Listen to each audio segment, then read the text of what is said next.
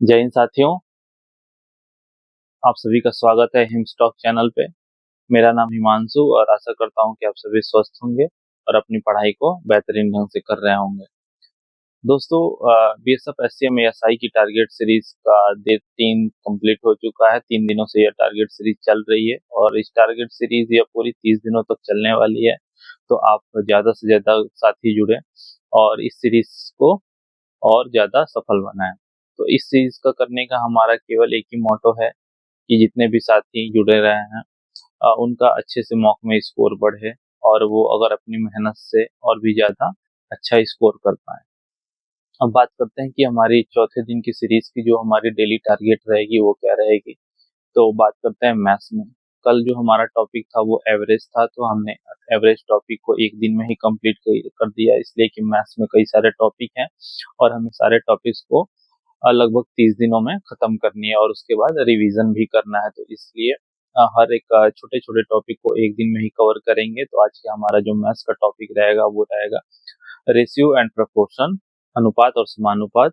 इसके easy to moderate minimum 40 से 50 सवाल सॉल्व करेंगे और इसके सारे बेसिक से एडवांस कॉन्सेप्ट को क्लियर करेंगे।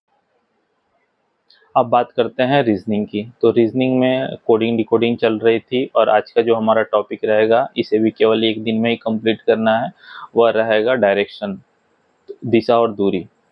अब बात करते हैं कंप्यूटर के बारे में। कंप्यूटर में 3 दिन की सीरीज में 3 टॉपिक हो चुके हैं और आज का जो हमारा टॉपिक रहेगा वो रहेगा सीपीयू एंड मेमोरी। तो इसके शॉर्ट नोट्स बनाने हैं और प्रीवियस ईयर वाले सवाल को प्रैक्टिस करनी है। अब आते हैं हिंदी पे। हिंदी का जो हमारा टारगेट रहेगा वह रहेगा कि क्रिया। क्रिया क्या है, क्रिया की परिभाषा क्या है, क्रिया के कितने भेद होते हैं और क्रिया से जितने भी सवाल बनते हैं और या पीवाईक्यू जितने भी हैं उनकी प्रैक्टिस करनी है और एक शॉर्ट नोट्स बनाना है।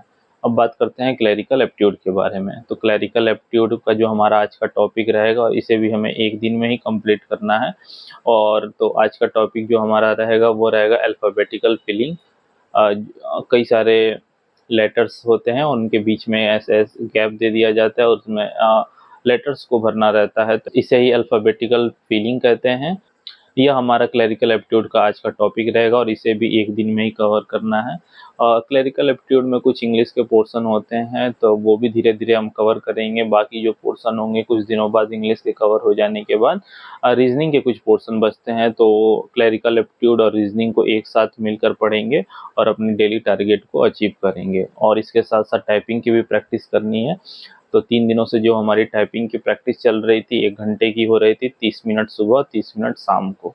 तो अब भी हमारी प्रैक्टिस 1 घंटे ही रहेगी, लेकिन अब हमारा जो प्रैक्टिस रहेगी उसमें हम थोड़ी सी चेंज करेंगे। 3 दिनों में हमारी प्रैक्टिस होम रोज की हो रही थी और अब हमारी जो प्रैक्टिस होगी वो 3 दिनों के लिए अपर रोज की होगी। तो अपर रोज में जो भी वर्ड आते हैं उस लेटर्स को याद करना की प्रैक्टिस करना और शाम को रिवीजन करना। तो ये हुआ हमारे टारगेट सीरीज का चौथा दिन का टारगेट। इस टारगेट को आपको डेली अचीव करना है और शॉर्ट नोट्स भी बनाने हैं। शॉर्ट नोट्स आपके रिवीजन में काफ़ी हेल्पफुल रहेंगे। तो आज के लिए बस इतना ही। धन्यवाद।